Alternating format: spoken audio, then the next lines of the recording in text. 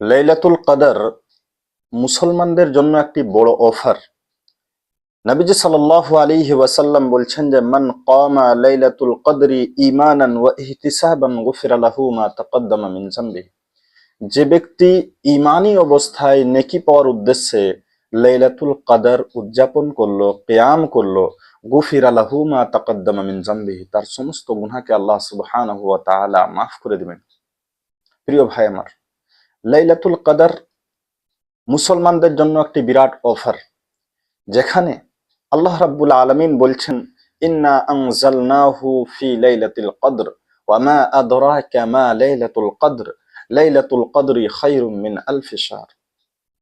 আল্লাহ রাব্বুল আলামিন বলছেন যে নিশ্চয়ই আমি পবিত্র কোরআনকে লাইলাতুল কদরে অবতীর্ণ করেছি।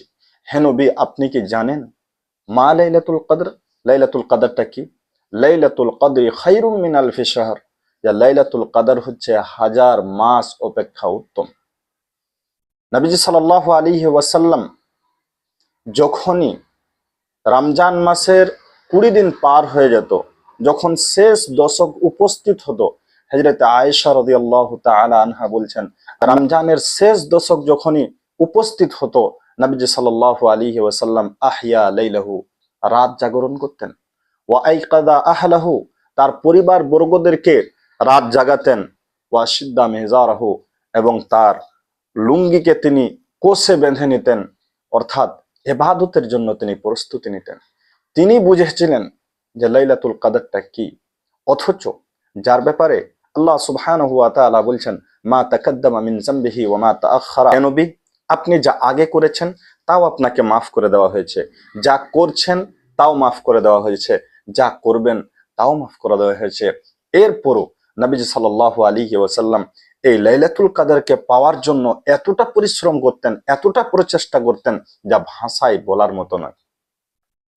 আল্লাহ রাসূল সাল্লাল্লাহু আলাইহি ওয়াসাল্লাম এত লম্বা কিয়াম করতেন এই লাইলাতুল কদরকে পাওয়ার জন্য যে তার পা ফুলে যেত।